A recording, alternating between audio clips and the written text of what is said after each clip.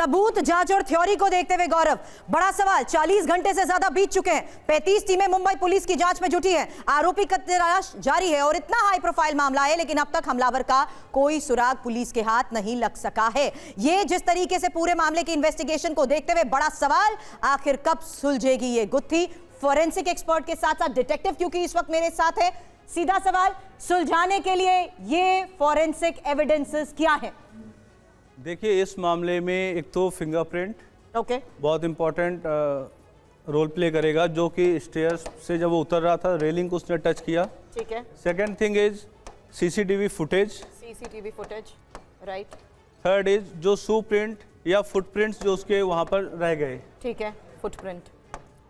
Then अगर कोई knife या इस तरीके कोई चीज़ रिकवरी हुई है, अगर वहाँ पे रूम पे रह गया, ये भी हो सकता है, क्योंकि अभी भी हमें रूम का कोई ऐसा फुटेज अभी तक मिला नहीं है, या पुलिस ने क्या क्या एविडेंसेस रिकवर किए हैं अभी हमारे पास उस चीज़ की कोई इन्फॉर्मेशन नहीं है। तो ऐसा भी हो सकता है नाइफ वहीं पे हो, या जो ब्लड स्पॉट्स वगैरह वहाँ पे हो सैफ अली खान के, तो वो सब चीजें बहुत फॉरेंसिक एविडेंसेस की हमने बात की। ऐसे में ये सर्कमस्टेंशियल एविडेंसेस कितने ज्यादा इंपॉर्टेंट हो जाते हैं और कैसे इस पूरे मामले को सॉल्व किया जा सकता? देखिए, सर्कमस्टेंशियल एविडेंस और कॉन्क्रीट एविडेंस में सबसे ज्यादा एविडेंस हमारे पास कॉन्क्रीट जो है वो ये है कि जब वो उतर रहा है तो शू पहने में, शू के हमें कहते हैं फुटप्रिंट्स मिलने ही मिलने हैं। नंबर 1 फिंगरप्रिंट्स हमें कहाँ मिलेंगे? ठीक है, रेलिंग पे दिख रहे हैं, लेकिन रेलिंग से ज्यादा इंपॉर्टेंट है हमारे पास जो लॉक है, जो लॉक है इस पे जो फिंगरप्रिंट्स मिलेंगे वो बहुत इंपॉर्टेंट है, क्योंकि ये बताएंगे फिंगरप्रिंट्स की एंट्री जबरदस्त हुई है या किसी ने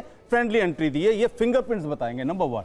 नंबर 2, जो सीसीटीवी फुटेज है, जैसा सीसीटीवी फुटेज कहा इन्होंने, सीसीटीवी फुटेज सबसे ज्यादा इंपॉर्टेंट क्या है? हमारे पास 1:15 के आसपास AM पे चोर बाहर था, ये हम समझ सकते हैं, जो टाइमलाइन कह रही है। तो इस एरिया के अंदर अगर इनके सीसीटीवी फुटेज पुलिस को नहीं मिल पा रहे हैं, तो इस एरिया में 3 किलोमीटर कहीं ना कहीं सीसीटीवी लगे होंगे लोगों के।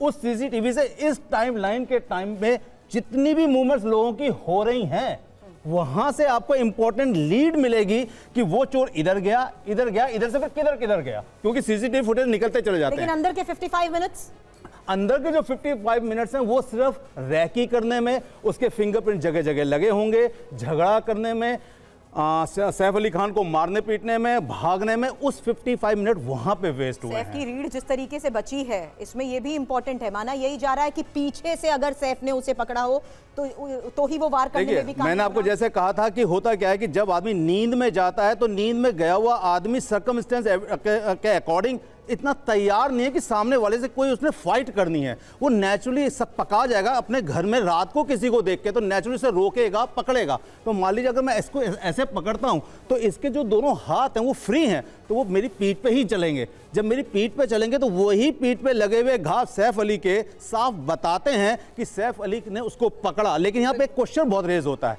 सैफ अली ने जब उसको पकड़ा तो क्यों नहीं उस लेडी ने एलेमना बाहर जाके शोर किया, रश किया, जिससे सिक्योरिटी आ सकती थी, अपार्टमेंट के लोग आ सकते थे, उस चोर को पकड़ सकते थे। ऐसे में गौरव इंपॉर्टेंट ये भी हो सकता है क्योंकि कमरे में बच्चा था, तो सबसे पहले बच्चे की सेफ्टी और सिक्योरिटी को देखते हुए जो उनकी हेल्प थी और खुद सैफ इसी पर फोकस कर रहे थे। ओवर टू यू गौरव। बिल्कुल।